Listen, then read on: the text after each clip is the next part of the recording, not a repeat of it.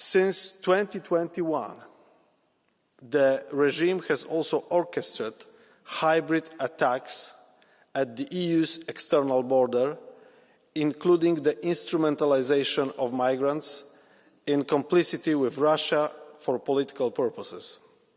To address those violence, the EU has implemented several rounds of targeted sanctions, both individual and sectoral, aimed at holding accountable those responsible for repression and human rights abuses.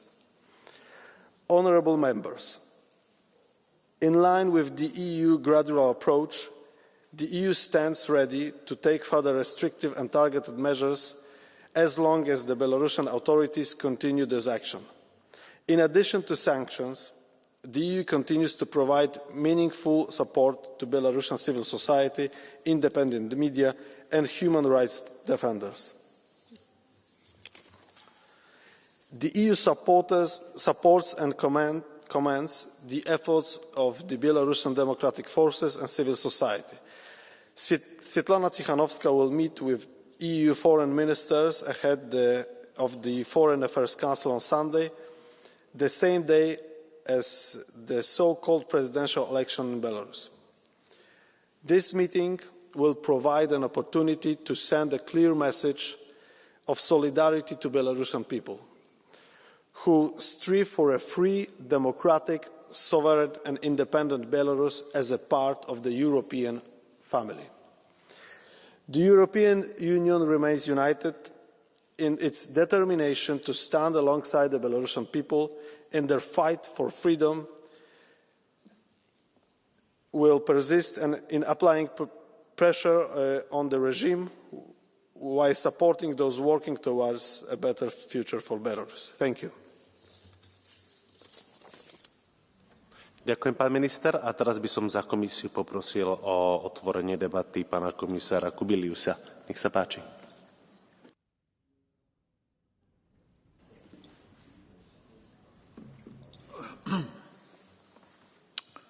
Mr. President, dear colleagues, dear honourable members of the European Parliament, for me it's the first time to come back here to this position in new capacities. So it's emotional, but of course it's also very close to my heart to speak about the situation in Belarus. The ongoing repression, arbitrary detentions and widespread human rights violations, as well as restrictions on any genuine political participation and lack of credible opposition candidates clearly do not provide the context for free and fair elections in Belarus. The so-called presidential elections on 26th of January are not an exercise in democracy, but rather a facade orchestrated by the Lukashenko regime to cling to power. The regime decision not to timely invite the OSCE, Office for Democratic Institutions and Human Rights, to observe the elections, in full contradiction with its international commitments, is yet another proof of the total absence of credibility of the electoral process in Belarus. Honourable members, the situation in Belarus is alarming. More than 1,200 political prisoners still remain behind bars in appalling conditions, with many of them being denied any contact with the outside world. Many brave individuals who dared to dream of a free Belarus have been silenced, exiled or forced into hiding. Civil society organisations and independent media have all been dismantled. Since the fraudulent elections of August 2020, tens of thousands of Belarusians have faced brutal repression, arbitrary arrests, torture and even death. Belarusians have seen their dictator becoming the accomplice in a war that they do not support, gradually giving up the country's sovereignty, prosperity and identity under the pressure of Russia. In response, the European Union has taken decisive measures to isolate the regime and support Belarusian people. In December, We adopted the latest package of sanctions on Belarus, targeting those responsible for human rights violations against the Belarusian people. The EU has also continued to raise awareness on the situation of political prisoners and urge their immediate and unconditional release. We are standing together with the suffering heroes of the Belarusian fight for democracy: Sergei Tikhanovsky, Maria Kolesnikova, Viktor Babaryka, Andrei Pochobut, Ales Beletsky, and hundreds of others. Last year, the European Union launched a dedicated dialogue with democratic forces and Belarusian civil society, led by Svetlana Tikhanovskaya. We have opened doors to Belarusians fleeing persecution. Over 400,000 now live in the European Union. We are supporting efforts to achieve justice, leading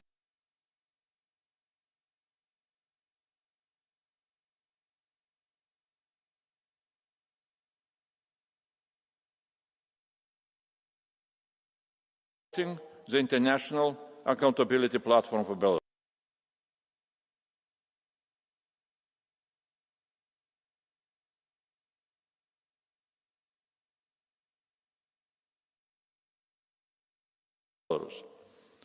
In December, we have reaffirmed our commitment with a new contribution of €30 million for the people of Belarus.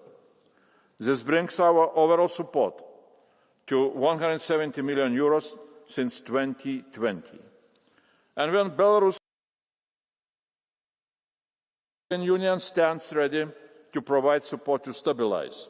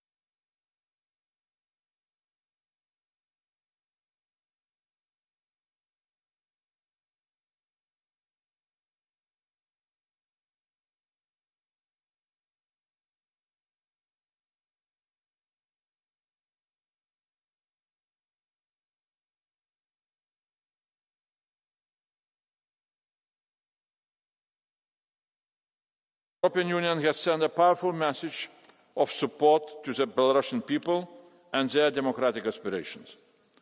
Honourable members, we will continue to be united and determined in exercising pressure on the regime and demanding justice for the crimes committed.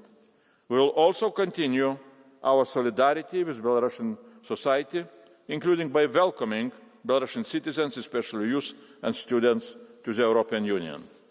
We will work together with the European Parliament and other public and non-governmental organisations to help the people of Belarus realise their rightful place as a free and democratic nation in a peaceful Europe. Thank you very much. Thank you very much, Mr. Commissioner. On behalf of the EPP Group, I give the floor to Mr. Kollars. Thank you very much, Chair. Ladies and gentlemen, dear colleagues. 4 years ago, Alexander Lukashenko stole the election from the Belarusian people and proclaimed himself a president for the 6th time. Since then, the repressions against his own people have hardened. The regime brutally suppressed all protests. Freedoms which we enjoy and are used to in our society simply ceased to exist in Belarus. Many of Lukashenko's opponents had to leave the country. Those who didn't ended up behind bars, tortured and deprived of their basic rights. Some have even disappeared. Lukashenko has made Belarus a puppet state completely in the hands of Russian barbaric regime, which abuses Belarus in many ways, including its brutal war against Ukraine and hybrid pressure on the European Union. And I am more than sure that Lukashenko will steal the election, if we may call it so, again this week. We all know that, yet we have been unable to find ways how to counter this. We've been unable to find ways how to help those Belarusians who want to live in freedom. And we need to change that. We must impose effective sanctions on Belarusian regime and companies and prevent their circumvention. We must find effective visa policies that would help those who are unsafe in Belarus. And much more.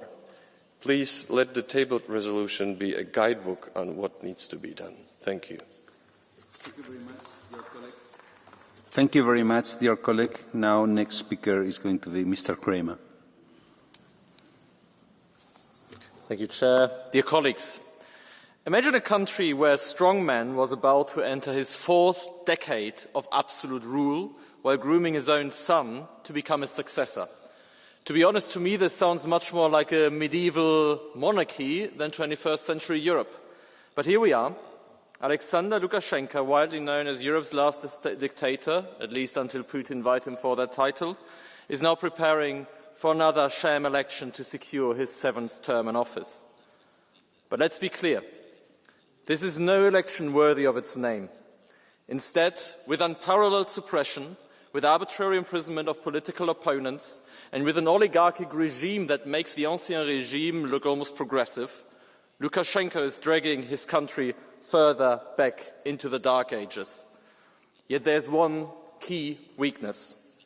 Whereas medieval kings could at least invoke the divine to justify their rule, Lukashenko has nothing but Vladimir Putin. Already at the last election in 2021, a majority of Belarusians defied the repressions, defied disinformation, and voted for Svetlana Tsikhanouskaya as their president. They took to the streets in their tens and thousands to fight for their European future, and it was only thanks to Putin's tanks that Lukashenko could cling on to power. This is why today both Lukashenko and Putin are terrified of the Belarusian people.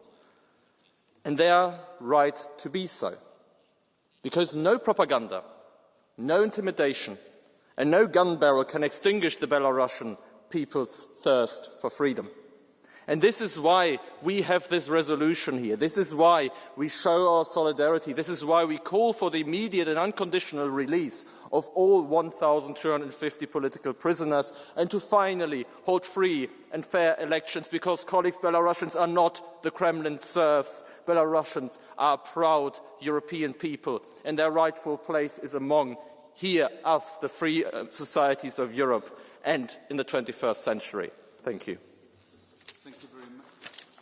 Thank you very much, dear colleague. On behalf of the ECR Group, Madame Gosiewska. Szanowni Państwo, antywybory organizowane przez reżim Łukaszenki to cyniczna farsa, która ma na celu wzmocnienie jego władzy. Europa nie może być bierna. Musimy działać zdecydowanie i wysłać jasny komunikat. Nie będziemy tolerować reżimu, który depcze prawa człowieka i podstawowe wartości demokratyczne. Po pierwsze, powinniśmy rozmawiać z reżimem językiem ultimatum. Koniec półśrodków, koniec kompromisów. Sankcje powinny być skierowane do kluczowych sektorów gospodarki, które wspierają reżim. Eksport nawozów, produktów naftowych i innych zasobów. Powinny również objąć firmy europejskie działające na Białorusi. Mamy takie. Odetnijmy też reżim od międzynarodowych transakcji finansowych. Równocześnie musimy zawiesić nad Łukaszenką i jego otoczeniem miecz Damoklesa Międzynarodowego Trybunału Karnego. To, co się dzieje na Białorusi, to nie tylko naruszanie praw człowieka, to zbrodnie przeciw ludzkości. Po drugie, musimy wesprzeć siły demokratyczne, które są prawdziwymi reprezentantami narodu białoruskiego. Współpraca z nimi to nie tylko kwestia moralna, ale i strategiczna. To pokazanie, że Europa wspiera tych, którzy walczą o wolność i godność. Musimy jasno oddzielić reżim od narodu. Łukaszenka nie jest Białorusią, a jego reżim nie reprezentuje jej obywateli. Szanowni Państwo, Europa musi być bastionem demokracji i obrońcą praw człowieka. Jeśli zignorujemy cierpienie Białorusinów, zdradzimy wartości, na których zbudowany jest cywilizowany świat. Żywie Białoruś!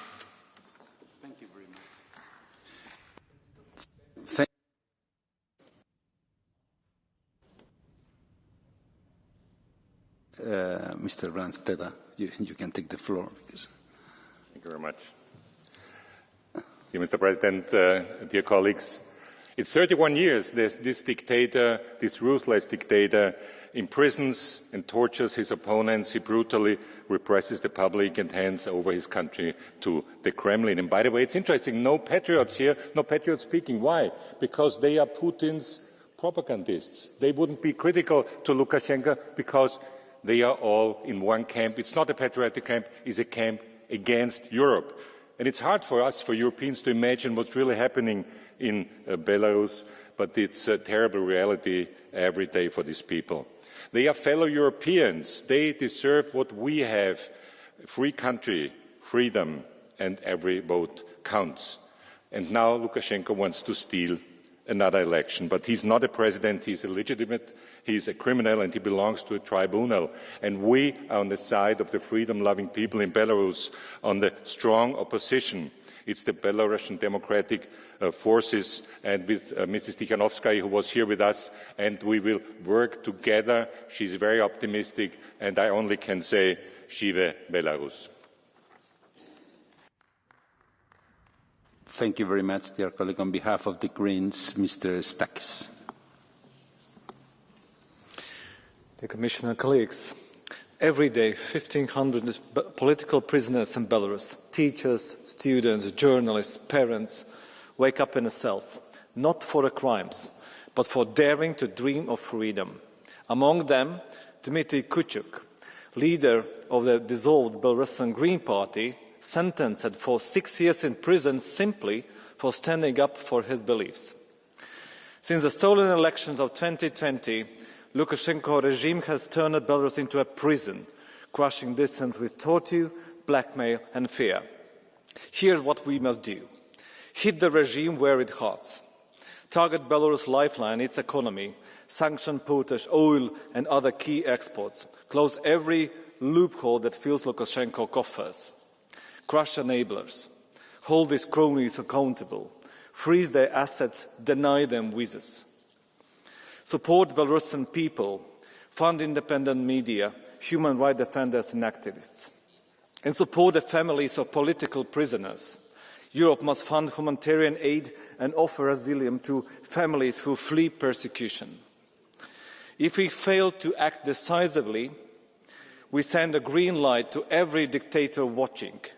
Please support this resolution and żyje Belarus.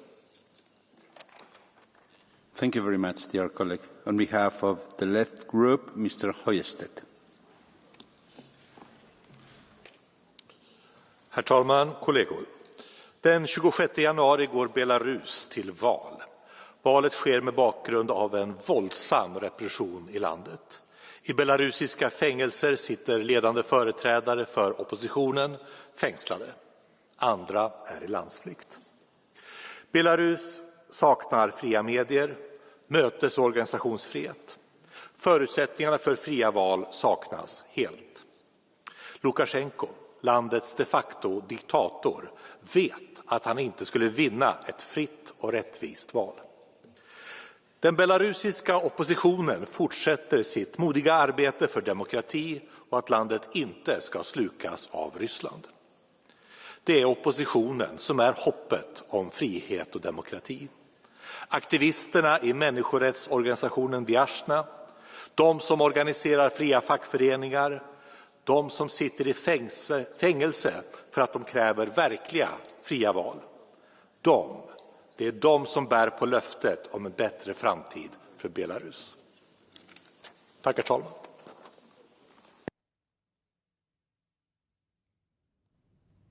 Thank you very much. I don't see the next speaker, so I'm going to call Mr. Andriukaitis. You have the floor.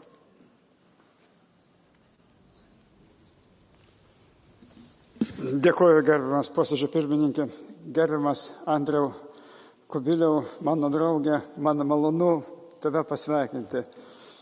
Linkiu, nuoširdžiai linkiu didelės sėkmės. Baltarusija jau virš 30 metų valdoma autokratinio, sovietinio stiliaus Aleksandro Lukašenkos režimo. Jeigu prieš 2020 metų rinkimus daug žmonių tikėjo, kad Baltarusijoje pagaliau ateis permainų vėjai, tai šių metų sausio 26 dienos parodomieji rinkimai dėja nieko nežada naujo. Visiškai užgniaužęs bet kokią opoziciją ir bet kokią nepriklausomą mintį, režimas tai bando save ir vėl tik tai legitimizuoti. Nemanau, kad Lukašenkos režimas yra toks stiprus, kaip gali atrodyti iš išorės. Jis laikosi tik Rusijos subsidijų pagalba, jis yra kaip milžinas molinėmis kojomis, kurios gali bet kuriuo metu subirėti. Faktiškai Baltarusija yra perleidusi savo suverenitetą Rusijai. Todėl tie mechanizmai, kuriuos dabar tvirtiname, sankcijos, visa kita, manau, vienu ar kitu metu suveiks. Tačiau manau, kad tiesiausias ir greičiausias kelias padėti Baltarusijai didinti visapusišką įtaką Baltarusijos visuomeniai. Palaikyti ir paremti nevyriausybinį sektorių ir opoziciją ir dėti pastangas išlaisvinti Baltarusijos politinis kalius, neatmesčiau ir kalinių diplomatinio būdų pasikeitimo, kai buvo padaryta su Putino režimu. Tokia versija būtų tikrai įmanoma. Thank you very much, dear colleague. I don't see the next speaker as well, so I'm going to call Mr. Kowosko. You have the floor. Dziękuję bardzo, panie przewodniczący. Szanowni państwo, cieszę się, że także moja inicjatywa, by poważnie porozmawiać na temat Białorusi na sesji plenarnej, została przyjęta.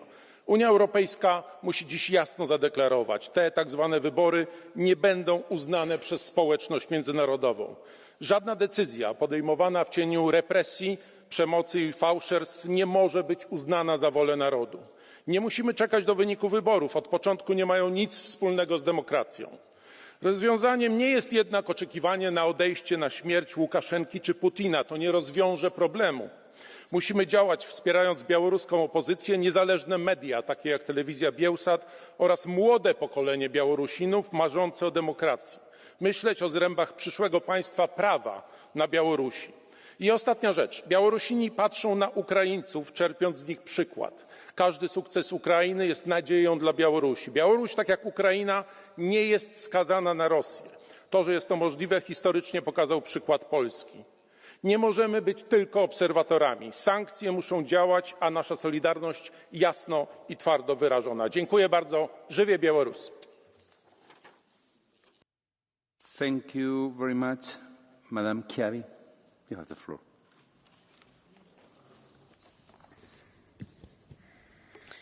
Chers collègues, je veux vous parler d'Aleksander Yaroshuk, un syndicaliste emprisonné au Bélarus. Son seul crime est de s'opposer pacifiquement au régime de Loukachenko. En prison, Aleksander n'a le droit de voir sa femme qu'une fois par an. Il ne sort de sa cellule que quelques minutes par jour. En tant qu'ennemi du régime, sa sentence peut être étendue sans aucune raison. En Biélorussie, on sait quand on rentre en prison, mais on ne sait pas quand on sort. C'est Maxime Pazniakou, un syndicaliste en exil, qui m'a raconté tout cela. Il m'a raconté la manière dont le régime écrase la voix des travailleurs. Dans un pays où les syndicats indépendants sont interdits depuis 2022, vous n'avez pas le choix. Soit vous signez pour le seul syndicat autorisé, marionnette politique de Loukachenko, soit vous acceptez de vivre dans la terreur et l'oppression. Pour Alexander, Maxime et pour tous les autres, l'Europe doit réagir. Chers collègues, il est urgent de prendre des sanctions contre la Fédération des syndicats du Bélarus et d'abord d'exiger la libération des 1200 prisonniers politiques. Le Bélarus libre nous regarde, soyons au rendez-vous. Merci. Mr. Anadiotis, you have the floor. Ευχαριστώ κύριε Πρόεδρε. Εύχομαι καλή και ευλογημένη χρονιά. Εκφράζουμε φυσικά την αλληλεγγύη μας προς το λαό της Λευκορωσίας στην πορεία του για τη διεκδίκηση των δημοκρατικών ελευθεριών του. Καταδικάζουμε κάθε προσπάθεια του καθεστώτος Λουκασένκο για νοθεία της εκλογικής διαδικασίας μέσω αποκλεισμών και απαγορεύσεων πολιτικών αντιπάλων. Όμως, οι ευρωπαϊκοί θεσμοί δεν αντέδρασαν στην αντιδημοκρατική παράλογη ακύρωση των προεδρικών εκλογών στη Ρουμανία. Δεν σεβάστηκαν το δημοκρατικό εκλογικό αποτέλεσμα στη Γεωργία, ούτε τις επιθυμίες του γεωργιανού λαού. Δεν εφαρμόζουν κυρώσεις εναντίον της Τουρκίας ανάλογες με αυτές που πρέπει να επιβάλλουν στη Λευκορωσία. Η Ευρωπαϊκή Ένωση αντιδρά για τη Λευκορωσία, όμως δεν συγκινείται, όπως φαίνεται, στον ίδιο βαθμό από τις χιλιάδες διώξεις και φυλακίσεις Τούρκων και Κούρδων αντιφρονούντων, δημοσιογράφων και πολιτικών από το καθεστώς Ερντογάν. Η Ευρωπαϊκή Ένωση δεν ανησυχεί και δεν συγκινείται από την επεκτατική πολιτική της Τουρκίας εναντίον δύο κρατών μελών, της κατεχόμενης Κύπρου και της απειλούμενης με κάσους μπέλι Ελλάδας. Ευχαριστώ πολύ. Thank you very much, dear colleague. Mr. McAllister, Chair of the AFET Committee.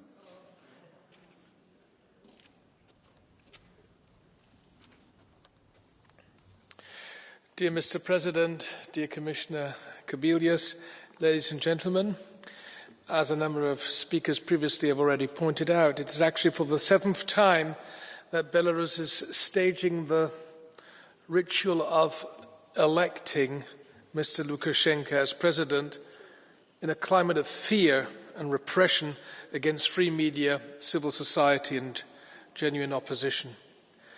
Over 1,300 political prisoners, including nearly all of Lukashenko's former rivals, remain imprisoned for challenging the fraudulent 2020 elections. Opposition has been eradicated and Belarusians abroad have been robbed of their voting rights. And still, hope is not lost. Belarusian democratic forces, led by Svetlana Tsikhanouskaya, continue their tireless fight for freedom. I recall her words in this House, quote, "The EU from Lisbon to Minsk is a nightmare for Putin, but for us it's a reality we strive to live in," unquote. The European Union needs to act as a multiplier of these efforts. On the one hand, we will financially and politically support the democratic forces. On the other hand, we will put Lukashenko and his henchmen under even stricter sanctions by mirroring those adopted against Russia. Thank you. Thank you very much, Mr. McAllister. Senhor Assis. Muito obrigado, Sr. Presidente, Sr. Comissário. O regime bielorrusso é um regime fantoche que se presta a servir de forma canina a narrativa imperialista de Putin. Daqui a uns dias realizar-se-á uma nova farsa eleitoral para que o ditador Lukashenko se perpetue no poder. A União Europeia não pode deixar o mundo esquecer os opositores políticos que enchem as prisões da Bielorrússia. A começar por Nikolai Kilo, detido há quase um ano sob acusação de ter insultado o ditador. Este funcionário da delegação da União Europeia na Bielorrússia foi há dias condenado a 4 anos de cadeia. Ele continua a ser funcionário da União Europeia. É preciso apoiá-lo, bem como a sua família. É preciso que a sua prisão tenha consequências. A oposição tem apelado a que a população se revolte. Nas eleições de 2020, o povo foi para as ruas exprimir a sua revolta e o regime tremeu. mas a repressão violenta apoiada pela Rússia levou a melhor. O regime de Lukashenko não existe fora da sua osmose com o regime de Putin. E por isso mesmo, enfraquecer Putin é enfraquecer irremediavelmente Lukashenko e criar uma oportunidade para os bielorrussos se livrarem desta terrível ditadura. Muito obrigado. Our next speaker is Mr. Piperra.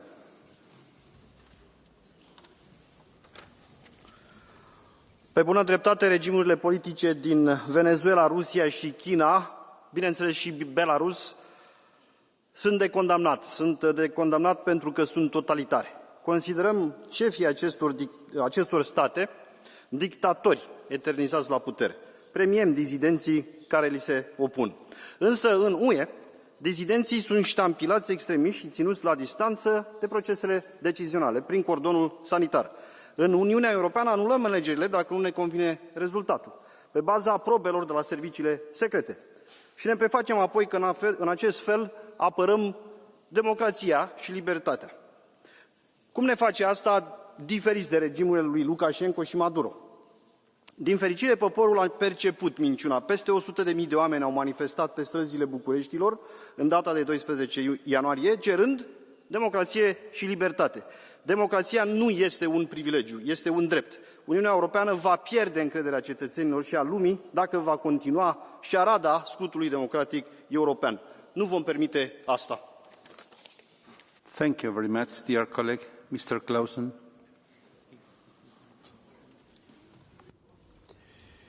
Belarus' despotiske leder Alexander Lukashenko gør sig på søndag klar til endnu en gang at stjæle et valg.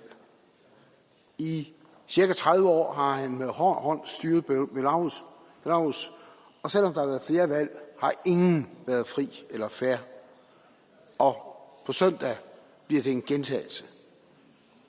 Vi så i 2020, hvordan opposition, civilsamfund og pressen, alle der turde sige ham imod, risikerer at ende som politiske fanger. Det er derfor det er vigtigt, at vi støtter oppositionen i Belarus. Det handler om at støtte de mennesker, der kæmper for lønmodtagerrettigheder, dem, der kæmper for frie fagforeninger. Det er ting, som massivt undertrykkes. Det handler også om kvinde- og LGBT plus rettigheder, som undertrykkes, som de gør alle steder, hvor den ekstreme højrefløj har magten. Det er også vigtigt at støtte den kamp. Vi skal give asyl til de desertører, der kommer fra Belarus, som fordi de frygter at blive en del af Ruslands krig mod Ukraine. Kort og godt, vi har sagt mange ting, nu er tiden kommet til handling. Thank you very much, Mr. Clausen. Mr. Masurek. Ste už pre celý svet naozaj smiešni. Možno to ešte nevidíte, ale už nikto neberie Európsku úniu vo svete vážne. A kto by aj mohol brať Európsku úniu, ktorá celý svet neustále pouča prakticky o všetkom vážne v stave, kedy nie je schopná vyriešiť si svoje vlastné základné problémy. Tu riešime Bielorusko. Potom idete poučať Rusko. Chcete poučať dokonca Donalda Trumpa a Spojené štáty americké. Vyhrážate sa tu Muskovi, vyhrážate sa tu Zuckerbergovi. Chcete celý svet donútiť, aby vás počúval a rešpektoval, pritom sa z vás už každý otvorene smeje. Smeje sa, pretože sú tu kľúčové a dôležité problémy, ktoré Európska únia má, ale nikoho z vás nezaujímajú, pretože sú to náročné problémy, pretože by ich potrebovalo riešiť okamžite a nie sa tu vyhrážať Bielorusku. Pozrite sa na ceny nehnuteľnosti, pozrite sa na raketový vstup cien potravín. Ľudia nie sú schopní zadovážiť si základné náležitosti pre svoj život. Zelenský nám vypol plyn z východu a čaká nás energetická, neuveriteľné zvyšovanie cien energií a nikoho to tu netrápi. Ale poďme odsudzovať Bielorusko, USA a všetkých okolo seba. Takáto EÚ nemôže prežiť. Thank you very much, dear colleague. Mr. Galla, you have the floor. President, colleagues, Commissioner, Presidency, Lukashenko again holds fake elections.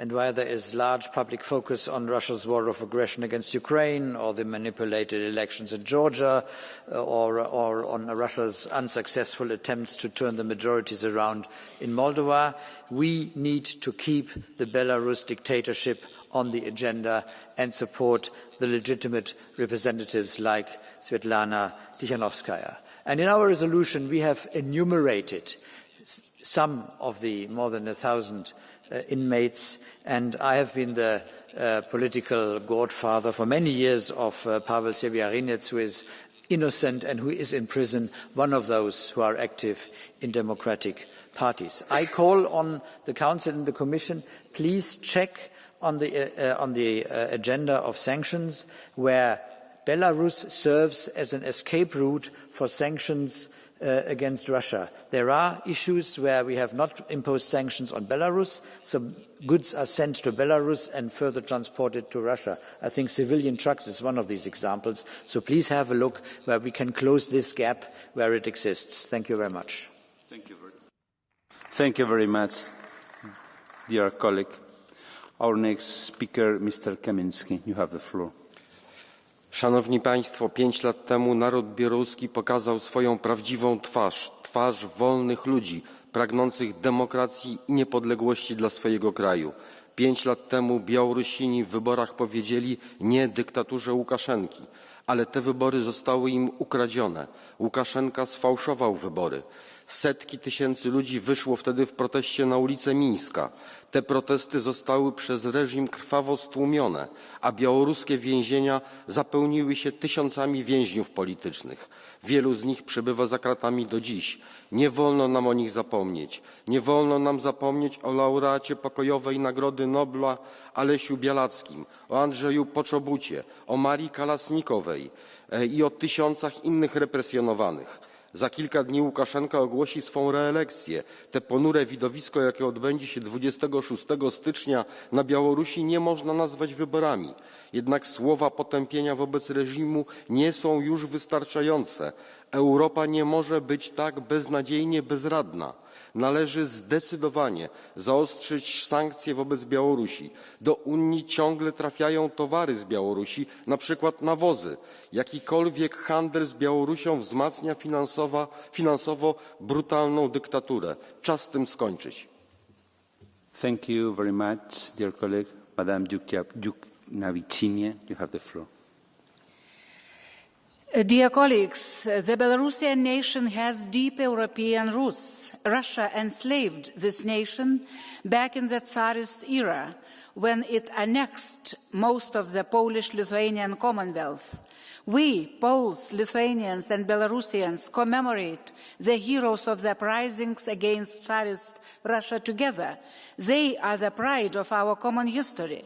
Let's make no mistake, Belarus is not Russia. The Kremlin would very much like the Belarusian nation to disappear completely, so that Belarus would not remain on the map of Europe. Belarus, ruled by the dictator Lukashenko, today is the result of the colonial imperial policy of Russia. Our interest is a democratic Belarus. Therefore, we must support by all means the tireless struggle of Svetlana Tsikhanouskaya and her supporters for the European future of their state. Thank you very much, dear colleague. Madame Bisela Lima, you have the floor. Cela fait plus de 4 ans qu'Alexander Loukachenko a volé les élections au peuple bélarusse. En écrasant, en emprisonnant ceux qui s'opposaient à lui, il a réussi à se maintenir au pouvoir, le propre des régimes autoritaires. Absence d'état de droit, absence de liberté, seule la force compte. La situation n'a en rien changé. Il continue à emprisonner ceux qui ont encore le courage de s'opposer à lui, ceci à la veille de nouvelles soi-disant élections. Nous ne devons cesser de le dénoncer et nous rappeler que c'est un dictateur qui, fidèle allié de la Russie de Poutine, seconde ce dernier dans sa guerre indigne contre l'Ukraine. Pour le peuple bélarusse, mais également pour nous-mêmes, nous devons dénoncer les violations des droits de l'homme en Bélarus et activement combattre la guerre hybride menée par celle-ci et au travers elle également par la Russie contre l'Union européenne. Sa forme la plus ignoble étant assurément l'utilisation d'êtres humains, de migrants amenés à nos frontières dans le but de déstabiliser notre Union. Restons unis, défendant la démocratie à l'intérieur comme à l'extérieur de notre Union, de tout cœur avec Svetlana Tsikhanouskaya et toutes les forces démocratiques de la Bélarus. Merci. Merci, Madame Bisler-Lima. Our next speaker is Mr. Sterba. You have the floor. Szanowny Panie Komisarzu, Panie Ministrze, Wysoka Izbo, niestety reżim białoruski to autorytarna dyktatura, państwo, gdzie wykonywana jest kara śmierci, a naród białoruski jest zakładnikiem w rękach uzurpatora Łukaszenki. Obecnie według informacji Stowarzyszenia Wiasna w więzieniach, aresztach przetrzymywanych jest 1254 więźniów politycznych. Wielu z nich to uczestnicy protestów z 2020 roku po sfałszowanych wyborach prezydenckich. Ale wśród tych więźniów jest również Andrzej Poczobut. Andrzej Poczobut, o którym polska delegacja zawsze będzie mówić, przypominać, został uwięziony za fikcyjne zarzuty i cały czas jest przetrzymywany. Jest Polakiem, jest Białorusinem. Unia Europejska stoi na straży wartości i musi stać na straży tych wartości. To podstawowe zadania. Chcemy jeszcze wyraźnie jedną rzecz powiedzieć. Nikt w tej sali, nikt w Europie, polska prezydencja, nie uznamy tak zwanych wyborów prezydenckich, które Łukaszenka, jego reżim organizuje w najbliższy weekend. Reżim Łukaszenki to również kolaborant Putina. O tym pamiętajmy. Żywie Białorus! Thank you very much, dear colleague, Mr. Aaltola.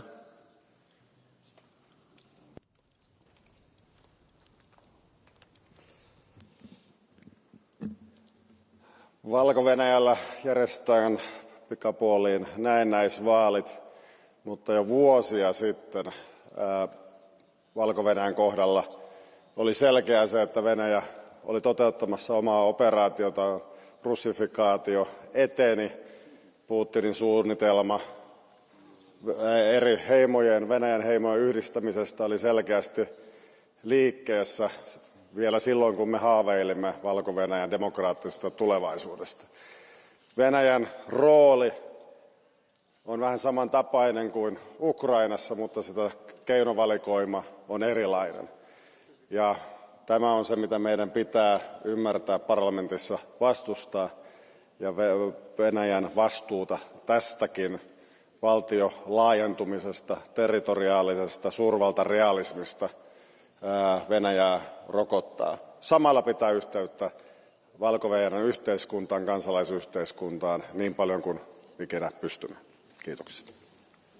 Thank you very much, dear colleague. Our next speaker, Mr. Tobe. Thank you, President, Commissioner. When the Soviet Union collapsed in the early 1990s, there was hope for millions of people who had suffered under decades under communist dictatorship and oppression. And we were right to be hopeful. Just look at the Baltic states, prosperous democracies and a proud part of the European family today. However, as we all know, freedom is not yet won everywhere. Therefore, we must stand with the people of Ukraine, Moldova, Georgia, and of course, Belarus, in their pursuit of democracy. Not in this fake election, but one day, Lukashenko's regime will answer for its crime. And I will continue to hope until the white flag once again flies over Minsk. Thank you. Thank you very much, dear colleague. Our next speaker is Mr. Lopakta. Dear President, dear Commissioner, dear colleagues, the people of Belarus have faced brutal repressions for years from Lukashenko's regime. And therefore, it is our obligation to keep this issue on our agenda. The August 2020 elections were rigged and were followed by violence aimed at silencing civil society. And therefore, we have to support the civil society in Russia in their struggle for democracy. I see this as one of the biggest crises in our neighborhood. And we have to condemn all politically motivated arrests and violence against activists and all forms of repression. Free and fair elections overseen by OSCE, Council of Europe and other international organizations are crucial for restoring democracy. and the so-called presidential elections on the 26th, on next weekend, are not free and fair. They are a farce, like Svetlana Tikhanovskaya said, a real farce. Thank you very much. Our last speaker is our questor, Madam Lexman. Thank you, Chair. Commissioner. Za 30 rokov Lukašenkovej vlády boli tisíce a tisíce ľudí nezákonne odsúdených, väznených, mučených a dokonca aj zmiznutých. Žiaľ, aj mnohí moji priatelia, vrátane lídra bieloruských kresťanských demokratov Pavla Severinca, sedia vo väzení len preto, že túžia po slobode. Lukašenko sa podieľa na zločinoch Putinovho režimu. Snaží sa oslabiť Európsku úniu inštrumentalizáciou migrácie, ale slúži aj ako komplic pri zločinoch, ako je násilné odvlečenie detí z Ukrajiny do tzv. Bieloruských rekreačných táborov. Jednou z posledných báž odporu voči autoritárskemu režimu predstavujú cirkvi a práve na tie sa momentálne diktátor Lukašenka zameral. Preto by som z tohto miesta chcela odsúdiť jeho útok na všetky cirkvi a náboženské spoločenstvá, ktoré sa momentálne vďaka novému zákonu v Bielorusku dejú. Už o pár dní budeme svedkami tzv. Špeciálnej volebnej operácie, pri ktorej sa Lukašenko stane už 7-krát samozvaným prezidentom. Už teraz však vieme, že tieto voľby nebudú slobodné a nebudeme ich výsledok môcť uznať. A preto musíme rozmýšľať nad tým, ako sprísniť sankcie voči Bielorusku a ako podporiť viac opozíciu, ktorá stojí na strane slobody a demokracie. Ďakujem. Thank you very much, dear colleague. I have 3 requests for Catch the Eye, and I'm going to attend all of them.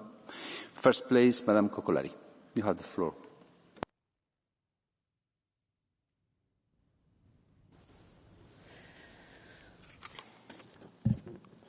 Tack så mycket, herr talman. Lukasjenkos diktatur i Belarus är en skam för Europa. I 30 år har han hankat sig fast vid makten genom att begå systematiska övergrepp mot mänskliga rättigheter, genom att fängsla journalister och oppositionella. Han har gång på gång stulit presidentvalet. Och nu är det dags att EU sätter hårt mot hårt. För det är Svetlana Tikhanovskaya som är den rättmätiga presidenten i Belarus. Vi måste ha hårdare sanktioner mot Belarus. Lukasjenko måste ställas till svars för hans övergrepp och våldet mot sin egen befolkning och för sin inblandning i Rysslands krig mot Ukraina. Putin-kramare och diktatorer har ingen plats i Europa och friheten måste försvaras varje dag. Det är vårt ansvar för det belarusiska folkets kamp för frihet. Tack. Thank you very much, dear colleague. Madame Janovici Sosoaka, you have the floor.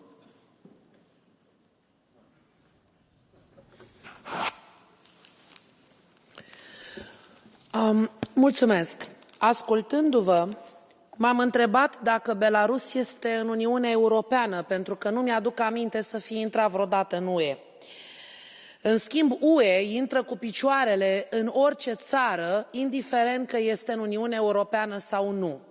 Mie mi se pare inacceptabil și ca avocat și ca europarlamentar și ca fost parlamentar senator în România să văd cum un conglomerat de țări, o organizație care pare mai mult de tip privat, își permite să intre în fiecare țară și să își aroge dreptul de a face ordine.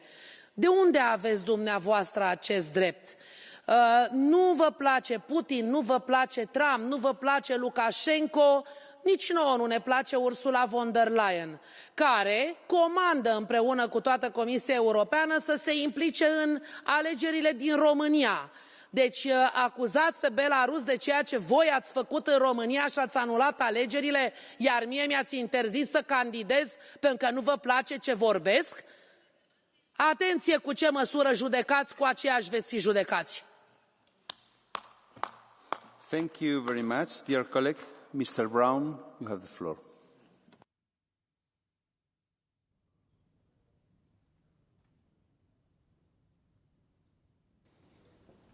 God bless Belarus and its people. We should all be grateful, us Poles, Belarusians, Lithuanians, for our great common heritage that we share, the heritage of the great Polish-Lithuanian Commonwealth. And we should certainly never take part in such hours of hatred against anybody, especially each other. So I strongly condemn, yes, I condemn this language of hatred, this language of contempt, this offensive language. I strongly condemn what you do here. You don't want to make business with your neighbors? Then don't. But if you really want to change this world for better, you should do business instead of instigating,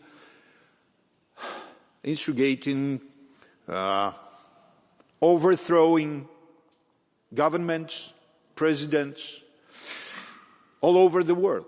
This is shameful. God bless Belarus. Thank you very much, dear colleague. And now our Commissioner, Mr. Kubilius, has the floor.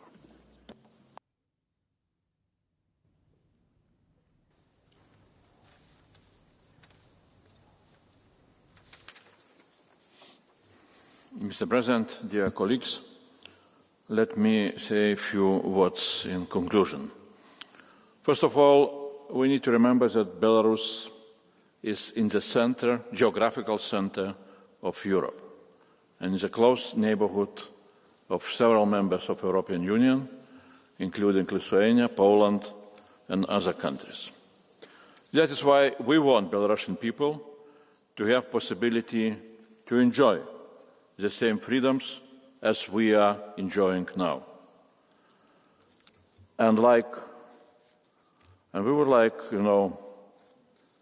to behave like previous generations of European politicians, who wanted that us, Lithuanians, Poles, Romanians, Slovakians, also would have possibility to enjoy freedoms when we had no such a possibility. The Belarusian people are fighting a battle for freedom. They deserve our solidarity, not only in words, but in actions. Their struggle is our struggle for human dignity, democracy, and peace. Once again, today we call on the regime to stop the repression, to stop its complicity in Russia's war of aggression against Ukraine, to release all political prisoners, and to allow the Belarus people to freely realize their right to democratically elect the leaders of their country and to make a democratic decision on geopolitical direction of their country. The European Union will stand firm in all its commitments, and we will continue to support those who courageously fight for democracy and justice. Thanks a lot.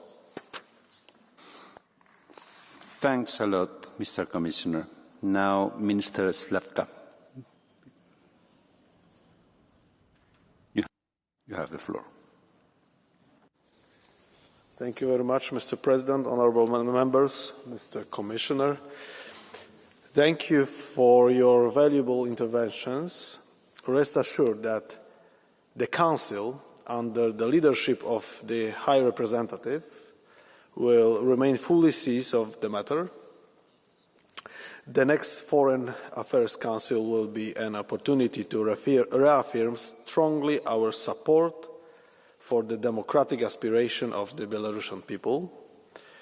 We will call out the sham election and will continue to condemn the illegal action of the Lukashenko regime. We will renew our sanction and adopt further measures. We will remain united in our support to the brave people of Belarus in their quest for a free, democratic, sovereign and independent Belarus as a part of peaceful Europe. Żyje Belarus! Thank you very much, Minister. I have received 6 motions for resolution to wind up this debate. So the debate is closed and the vote will be held tomorrow. Dear colleagues, the Patriots for Europe group has notified the President of a decision relating to change 2 appointments within committees. This decision will be set out in the minutes of today's sitting and take effect on the date of this announcement. The next item to the agenda is Council and Commission statement, situation in Venezuela following the usurpation of the presidency on 10th of January 2025. First, I'm going to give the floor to Minister Szlapka. Thank you, Mr. Thank you very much, Mr. President. I will let you the opportunity to listen to the official Polish presidency language. Panie Przewodniczący, Panie i Panowie posłowie, Panie posłanki, Panie Komisarzu. 10 stycznia władze Wenezueli nie uszanowały swoich obywateli. Rząd Nicolasa Maduro nie skorzystał z kluczowej okazji, by zapewnić przejrzystą i demokratyczną transformację z gwarancjami dla wszystkich. Od czasu wyborów prezydenckich, które odbyły się 28 lipca, Unia Europejska i społeczność międzynarodowa wielokrotnie podkreślały, że należy zapewnić przejrzystość i rozliczalność wyników ogłoszonych przez Krajową Radę Wyborczą. Zwracały zwłaszcza uwagę, że trzeba opublikować w niezależny sposób i zweryfikować protokoły głosowania z lokali wyborczych. Te apele pozostały bez odpowiedzi. Do dziś jedyne dostępne dane to kopie protokołów głosowania opublikowane przez wenezuelską opozycję demokratyczną. Wynika z nich, że miliony Wenezuelczyków zagłosowały za demokratycznymi przemianami, a zdecydowana większość z nich poparła Edmunda Gonzáleza Urrutia. Unia uważa, że Nicolás Maduro nie ma legitymacji demokratycznie wybranego prezydenta. Jednocześnie w kraju nadal pogarsza się sytuacja w zakresie praw człowieka. Od czasu wyborów zatrzymano ponad 2,5 tysiąca Wenezuelczyków, wśród których byli też małoletni. Wiele z tych osób zostało już uwolnionych, ale i tak żadna z nich nie powinna była spędzić w więzieniu ani jednego dnia. Ponadto nasiliły się represje, prześladowania i zastraszania wobec członków opozycji, społeczeństwa obywatelskiego i ich rodzin. Jesteśmy solidarni ze wszystkimi ofiarami represji i wzywamy do natychmiastowego i bezwarunkowego uwolnienia wszystkich więźniów politycznych, w tym kilku arbitralnie zatrzymanych obywateli Unii. Niepokój budzi również niedawna decyzja władz wenezuelskich, które postanowiły znacznie zmniejszyć liczbę akredytowanego personelu dyplomatycznego w kilku państwach członkowskich w Caracas. Wyrażamy naszą solidarność z tymi państwami i wzywamy do natychmiastowego wycofania się z tego jednostronnego i niedopuszczalnego działania. Podważa ono stosunki z Unią i jej państwami członkowskimi i tylko pogłębi izolację Wenezueli na arenie międzynarodowej. Wenezuela musi przestrzegać zobowiązań wynikających z prawa międzynarodowego i konstruktywnie współpracować w ramach stosownych międzynarodowych mechanizmów ochrony praw człowieka, aby położyć kres tej sytuacji. Panie Przewodniczący, Panie Posłanki, Panowie Posłowie, Panie Komisarzu. Zgodnie z upoważnieniem otrzymanym od europejskich przywódców w grudniu Unia obecnie uruchamia wszystkie dostępne jej narzędzia, aby wspierać demokrację oraz pokojowe, pluralistyczne przemiany w Wenezueli. W tym kontekście Rada postanowiła przyjąć nowy pakiet sankcji wobec 15 osób odpowiedzialnych za podważenie demokracji, praworządności i praw człowieka. Odpowiedzialność za zakończenie kryzysu w Wenezueli spoczywa na władzach tego kraju. Naszym głównym celem jest wspieranie demokratycznego rozwiązania kryzysu, które zostanie wypracowane w drodze negocjacji przez samych Wenezuelczyków, a jednocześnie zaspokajanie pilnych potrzeb ludności i udzielanie poparcia demokratycznym siłom kraju. Aby osiągnąć ten cel, Unia będzie w dalszym ciągu współpracować ze wszystkimi podmiotami wenezuelskimi oraz partnerami regionalnymi, międzynarodowymi, zwłaszcza ze Stanami Zjednoczonymi. Unia będzie kontynuować ukierunkowaną współpracę z instytucjami oraz podmiotami politycznymi i podmiotami społeczeństwa obywatelskiego, aby zająć się trudnymi kwestiami oraz ułatwić konstruktywny dialog na temat praw człowieka i demokratycznej transformacji. Niestety ze względu na wcześniejsze zobowiązania nie będę mógł zostać do końca tej debaty. Zapoznam się z zapisem dyskusji, które przygotują współpracownicy. Bardzo serdecznie dziękuję za uwagę i za wyrozumiałość. Dziękuję bardzo. Thank you very much for your words, Minister. On behalf of the Commission, I give the floor to the Commissioner Kubilius.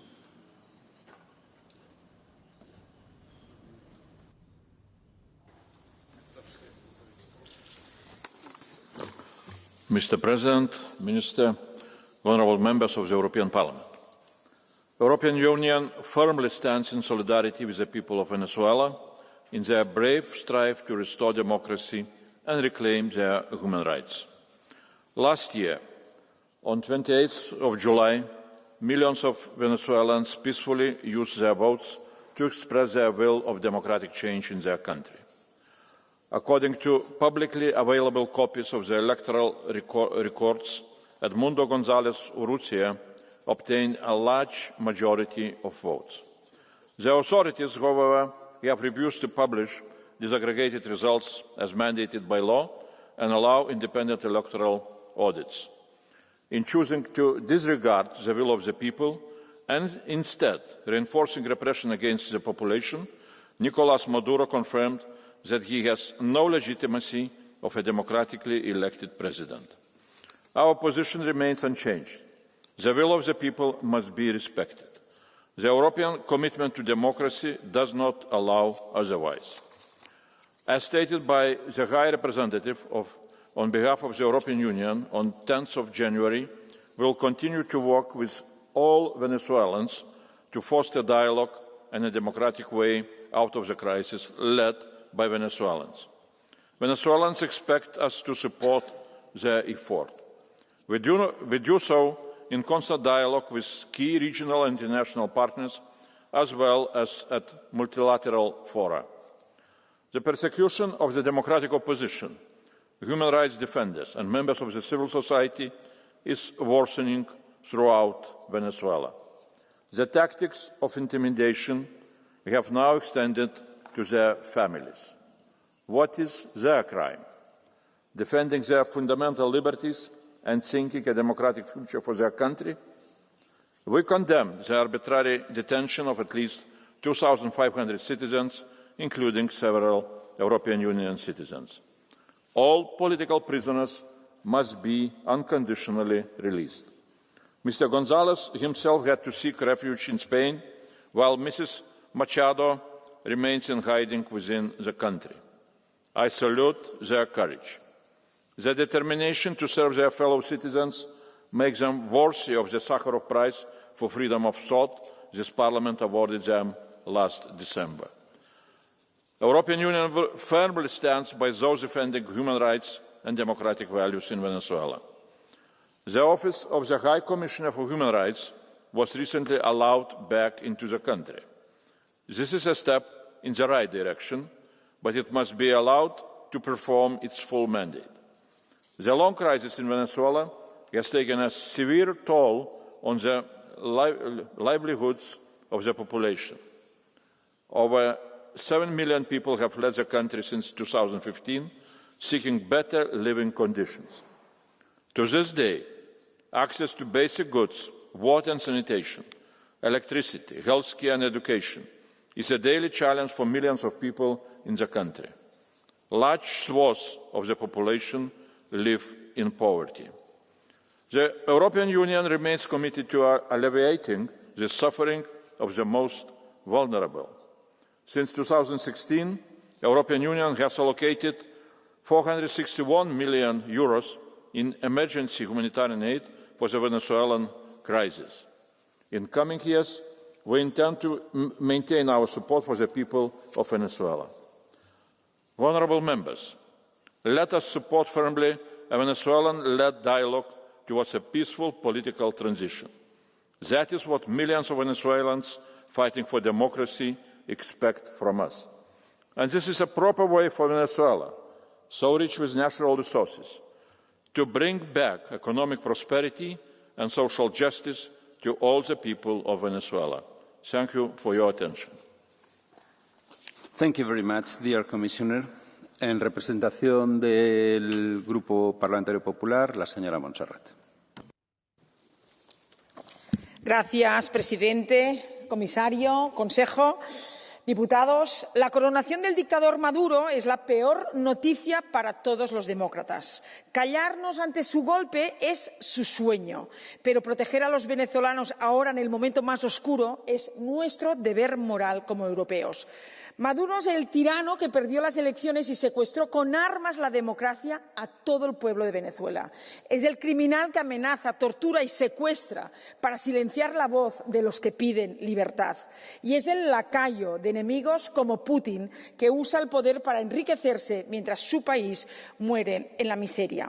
Este Parlamento, liderado por el Partido Popular Europeo, hizo su trabajo reconociendo a Edmundo como presidente legítimo y concediéndole el premio Sájarov a Edmundo y a María Corina.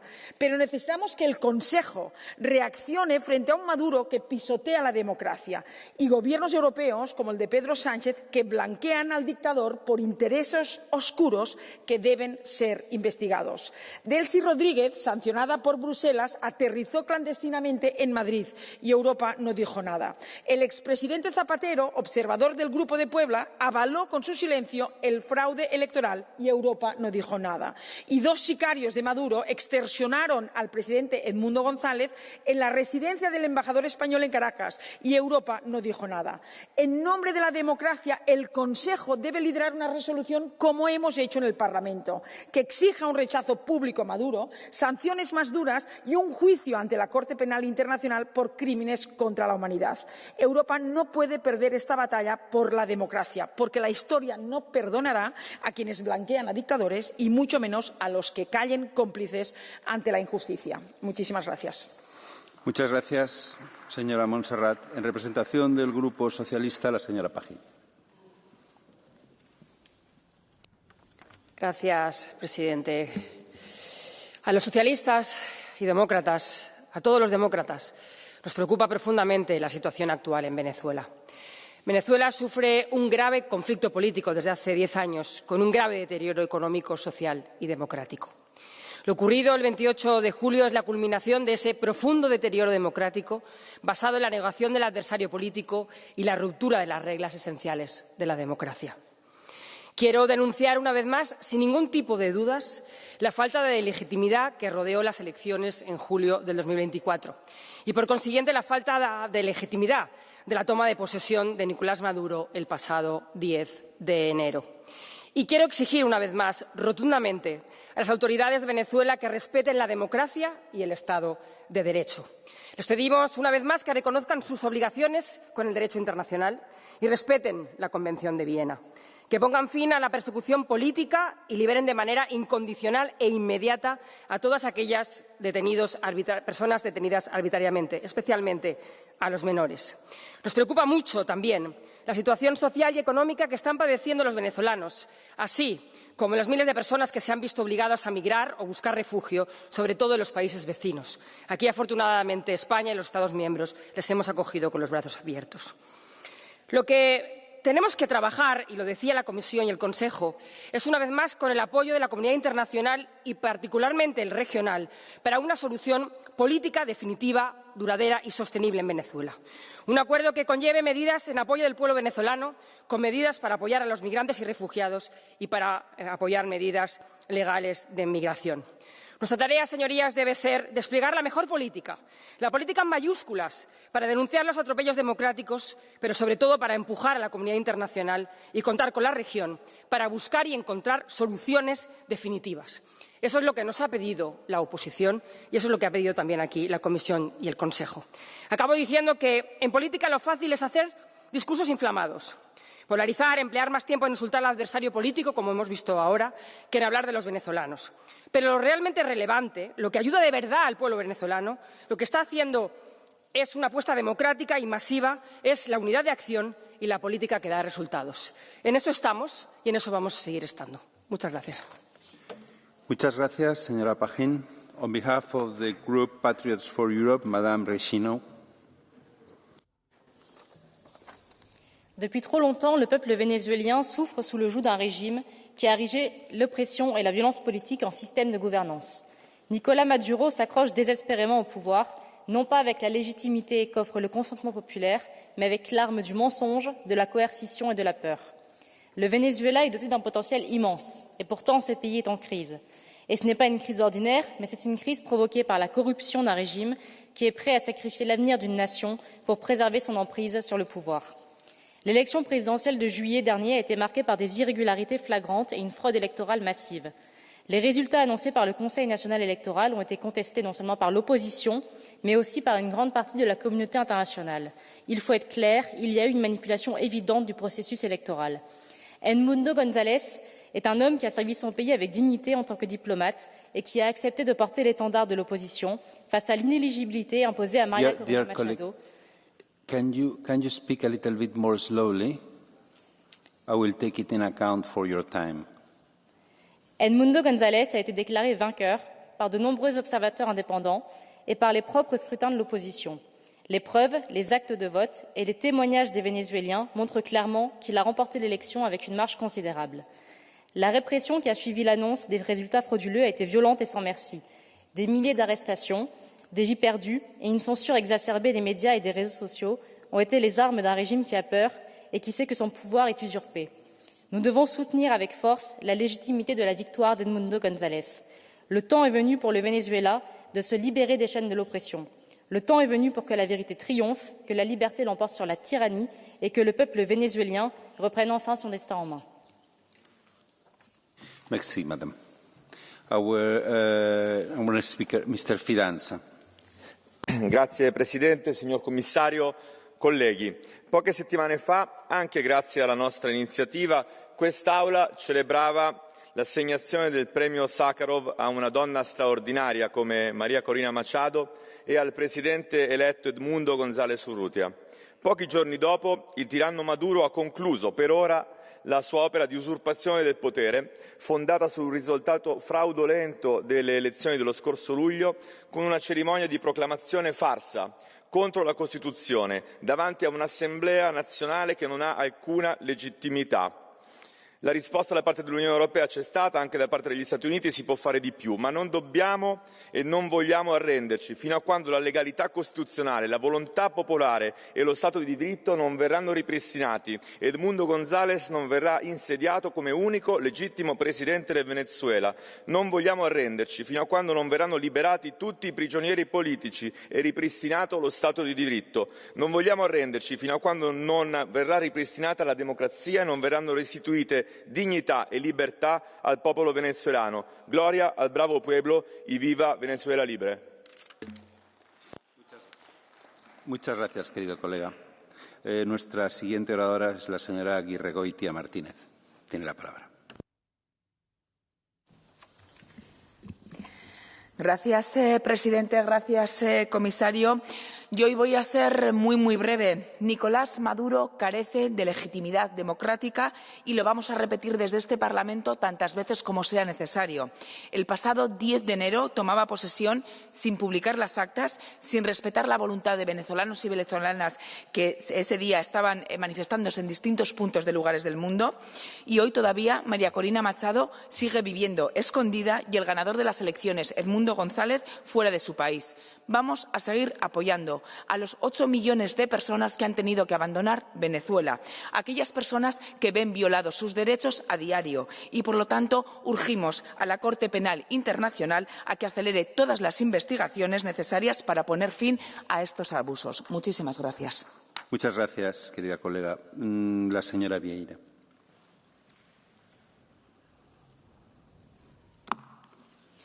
Dear Chair and dear colleagues, with the illegitimate consolidation of Maduro's power after the July elections, the Venezuelan people are entering a new chapter of repression, violence and state terror. The regime will use the upcoming years to further crush, harass and diminish opposition with no respect for human rights, democracy and the rule of law. So, in Europe, we need to step up our game to support the Venezuelan people by offering financial support to civil society, by giving visas to human rights defenders at risk, by supporting international bodies to monitor the human rights situation in the country, by supporting the ICC to investigate the international crimes committed by the Maduro regime, and by sanctioning those responsible for the repression and the violations of human rights. In essence, by isolating this regime. Maduro, like other dictators around the world, holds on desperately for power, and we will stand with the people of Venezuela and all of those who fight for democracy. Thank you. Thank you very much, dear colleague. Mr. Della Valle, on behalf of the group of the left. Presidente, a 6 mesi dalle elezioni venezuelane, seguendo un copione che già abbiamo visto nel 2013 e il 2019, questo Parlamento per noi continua a ignorare la via della diplomazia e del dialogo con le istituzioni, per seguire pedissequamente la linea degli Stati Uniti. Lo schema è sempre lo stesso, prima c'è stato Capriles, poi Guaidó, adesso è il turno di Urrutia e Corina Machado, che vanno persino oltre, invocando l'intervento di paesi esterni in Venezuela,